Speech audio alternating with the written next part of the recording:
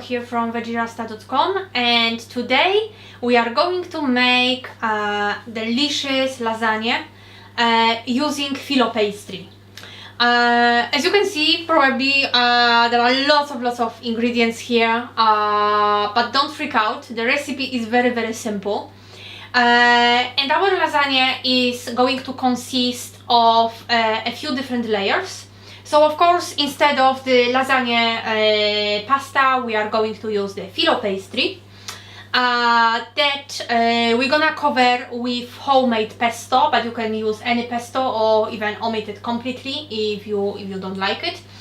Then we're going to cover it with fried vegetables, and on top of that we are going to put the tofu cheesy sauce, and we're gonna cover it with grilled roasted artichoke, Jerusalem artichoke, and another layer of Filo pastry. It's very easy to assemble. It's amazing recipe to actually get that leftover vegetables out of your fridge, because the ingredients that I am using today, these are some things that I just decided that okay, it's time for them to go, and you can replace them and play with the recipe as you wish.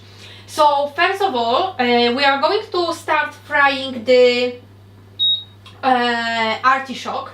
And Jerusalem artichoke, it's very important that it's being fried separately, and you need to check if it's getting soft or not.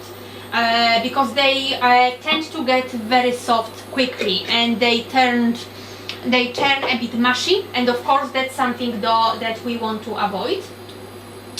So I'm using some coconut oil for frying. Alright, I'm going to heat the pan. And first I put the artichokes here and I let them fry a little bit, and then as the spices, really and truly I'm going on to only use a little bit of sea salt and black pepper along with the fresh thyme, but I'm going to add it a little bit later in the process of frying. I'm just going to decrease the temperature to medium heat first, and while the artichoke is getting ready,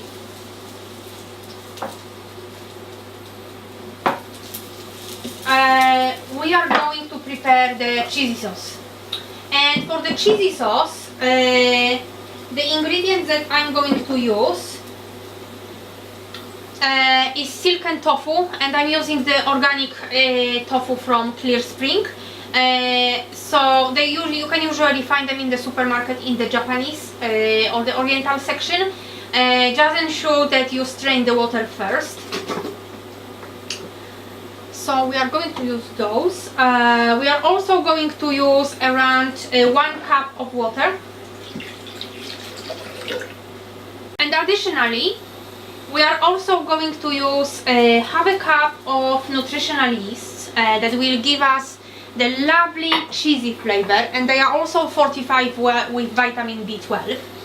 I'm also going to use fried onion with garlic, and here I used 3 small cloves of garlic and 1 shallot. So we are going to use those. Additionally, also 1 tablespoon of lemon juice, 1 tablespoon of apple cider vinegar, also half a teaspoon of sweet paprika and a 1/4 teaspoon of turmeric, and it's mainly for the color. But also sweet paprika will add a little bit of sweetness, and it will balance all the flavors. And also 1 teaspoon of mustard, Dijon mustard is the best, however I didn't have any, so I'm using English mustard. Okay, and we are going to process those ingredients first. And then we are going to add something else to ensure that it will get thick during the baking process.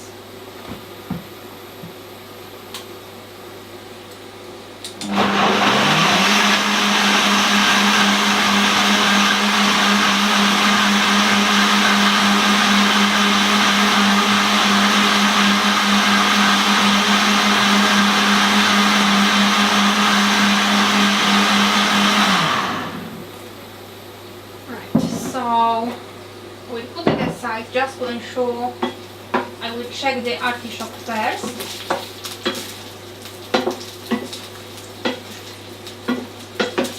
I'm going to increase the temperature a little bit. And I'm going to add some sea salt and some black pepper. And also 1 tablespoon of fresh thyme.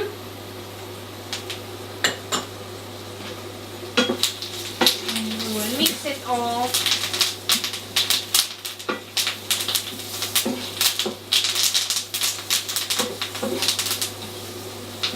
And okay, so it will get softened. Probably it will need another 5 minutes or so. So in the meantime, we can check the cheesy sauce. So it's quite thick. So I'm going to use 2 tablespoons of potato flour. But you can use any other similar ingredient that will make the sauce thick during the baking process. So I'm using the potato flour because that's what I had. But you can alternatively use the corn flour or tapioca flour or also arrowroot powder. So we are going to mix it once again.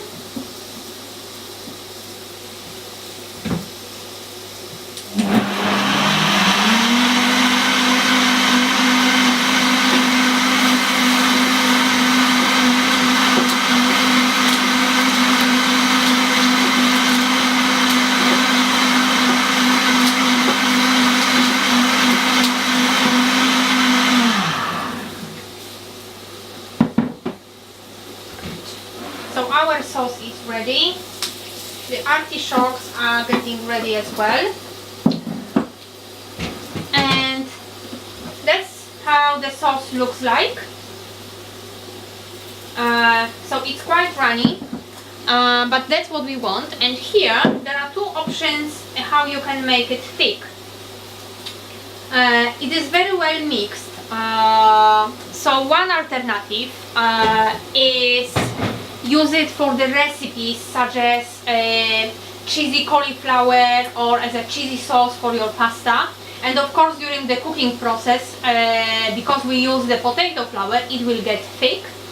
But if you want to use it as a cheese, as we want to use it for our lasagna, instead of, because we are using the Filo pastry, not the lasagna pasta, then it will be better to heat it up first in the pot to get it thick and then lay it down on your ingredients, because otherwise of course Filo pastry is very thin and it will just soak everything up and everything would get very mushy. So we are going to heat it up in a second, but for now we can put it aside. In the meantime, the artichokes are getting ready, and of course we need to remember that we are going to put the lasagna in the oven anyway, so they will get softer. So that's enough. I'm going to stop it right here, and I'm just going to transfer them into the bowl, and we're gonna use them later.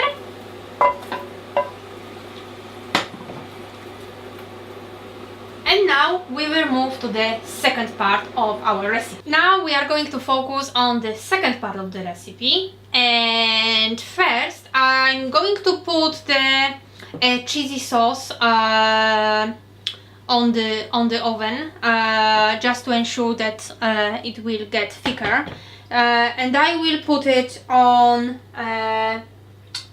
the low medium heat, and it will start heating up gently.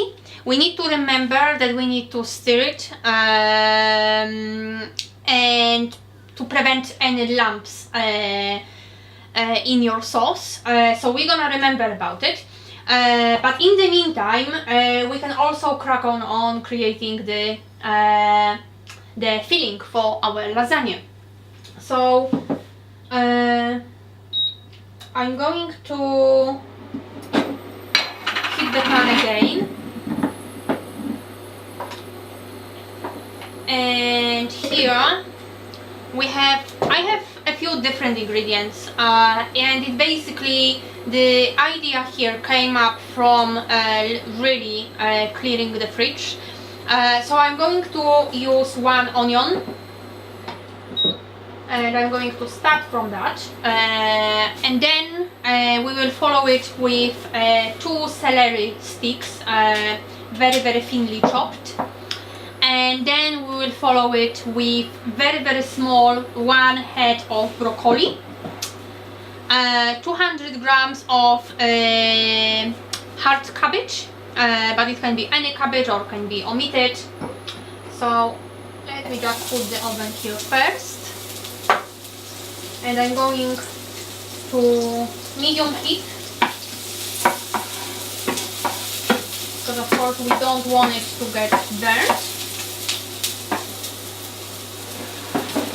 And I also have some sweet pepper chopped, as well as some leftovers of the courgette. However, we need to remember that courgette is very soft and it's getting mushy very quickly, so it will go into the pan last, along with the tomatoes. And I also have around 80 grams of black olives. So now we are going to add a little bit of salt to our onion, just to ensure that it's getting soft.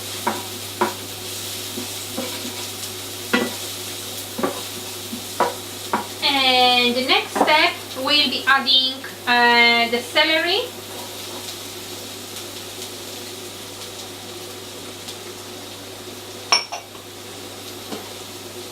And we are going to let it fry for around 1-2 minutes before we add broccoli and other larger ingredients. And in the meantime, I'm going to check how our sauce is doing. So just go. Okay, and now our onion and the celery is getting softer, so it's the time to add the broccoli, along with the cabbage, which I have around 200 grams. And what I'm going to do is I'm going to cover it and let it simmer for around 5 minutes or so. Of course, do check it in the meantime. But our goal here is to ensure that the broccoli and the cabbage are soft enough, and then we will add the other ingredients. Okay, so let's check our cabbage filling. It looks good. Yeah, broccoli is getting soft, so that's time to add red sweet pepper, as well as black olives. And I'm also going to add the courgette at this stage, along with the tomatoes. And the reason why is that I want the tomatoes to release their juice. So basically, once we cover our filling again, it will actually saute under the cover, and it will all the veggies will get soft. But also I'm going to add the sea salt at this stage, and later we will also check for the flavor once again. I'm going to use some black pepper, and to keep it in that kind of Italian style, I'm going to use around 1 tablespoon of dried oregano, but you can use any herbs you like. And I'm just going to mix it just a little bit, and on the low medium heat we are going to cook it for around 15 minutes.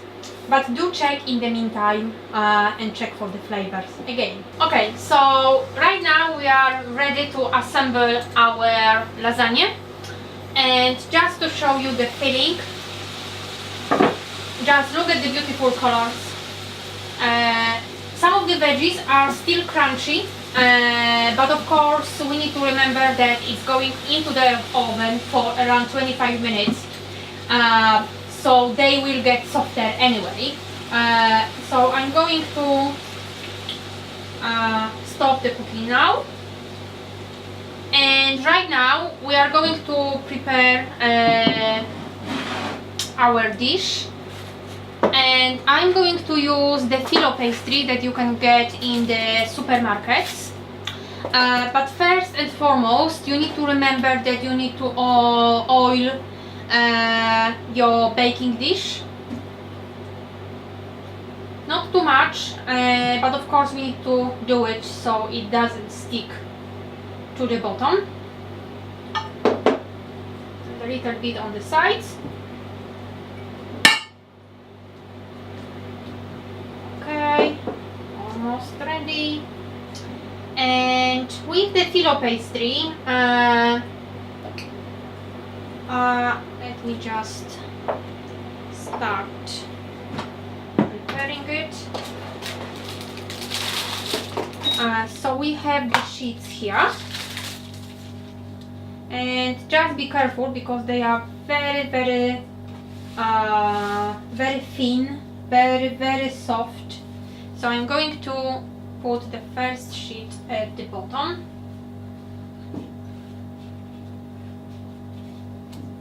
And then another sheet, and okay, so that's ready. And what I'm gonna do right now is actually getting the pesto sauce spread on the bottom. Not much, just a little bit. And if you don't want to, you don't need to use it. You can just start with the veggies right away. Okay, and now we have the bottom covered with pesto. So the next step will be adding our veggies, and it's one layer.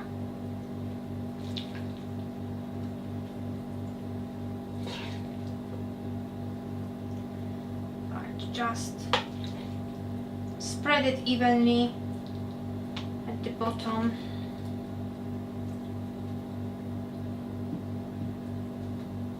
Okay, maybe some tomatoes here. Right, and the next layer will be our cheesy sauce. And I have the cheesy sauce here prepared. That's the sauce that we prepared earlier. So you can see it's kind of got quite thick and gluey. So we're going to cover the top of the veggies with the sauce.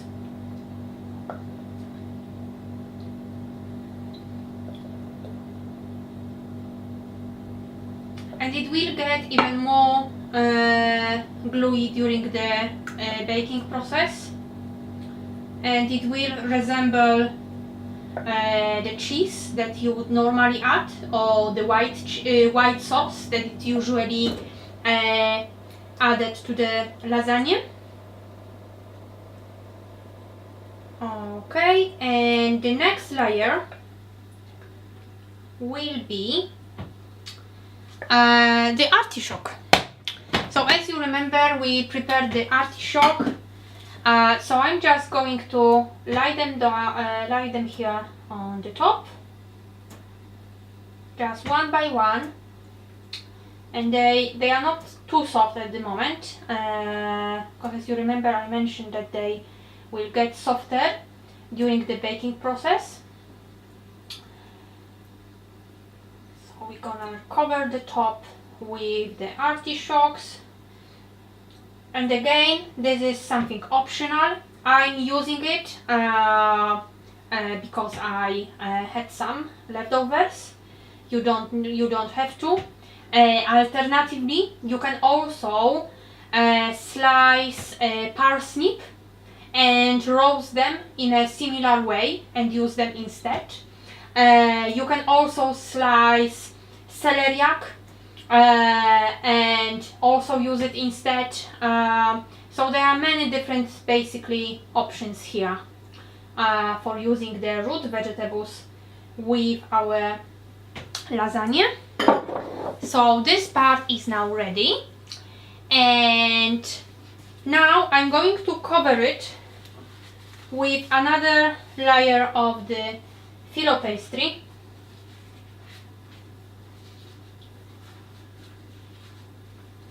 Just going to ensure that it's evenly covered and squeeze it gently, and another layer.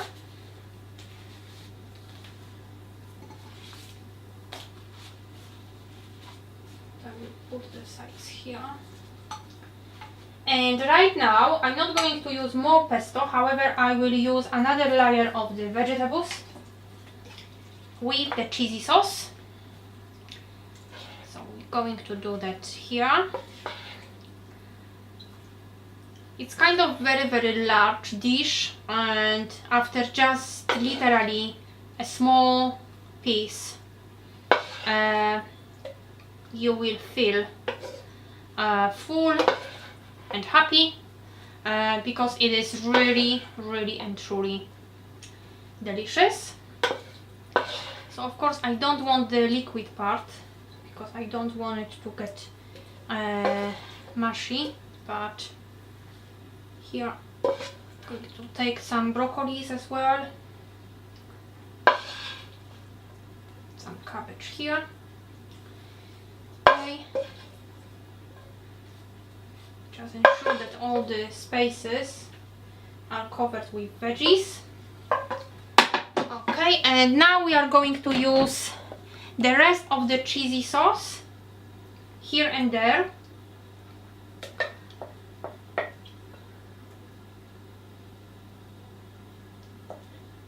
And the cheesy sauce, you can use the one that I showed you today. Alternatively, you can use the recipe with the cashew nuts if you don't want to use tofu or the soya products. You can use the gluey stretchy cheese from the recipe that I linked below this video. So it's completely up to you because they taste quite similar. Okay, and right now we are going to cover it with another sheet of the filo pastry, and I'm going to squeeze it gently.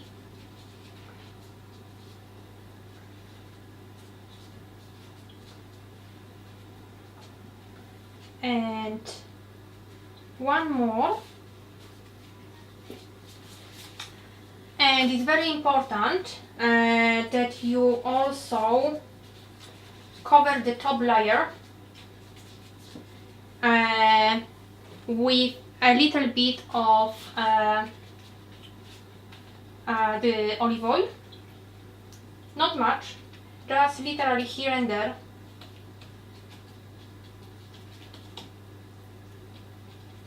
just to ensure that it's getting nice and crunchy. Right, almost ready.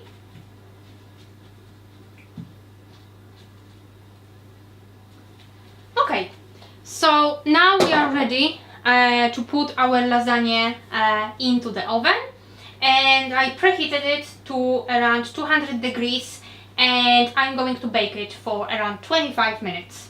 Welcome back, and now our Filo Pastry Lasagna is ready.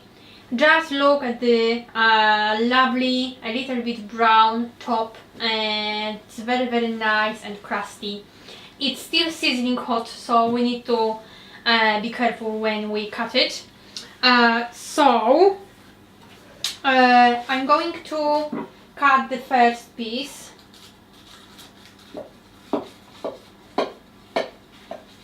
And you can see the bottom, it looks lovely. Here. And I hope that I will be lucky enough to get it from there. It's always tricky with the first piece. But it's fine. So I'm just going to slide it down and just look at the bottom and then the middle and the cheesy layout of our cheesy sauce. It's really lovely recipe, and even though it may seem a little bit complex, it really is not, and it doesn't really take time, too much time to prepare. So hope you enjoy it, and let me know in the comments below if you like it.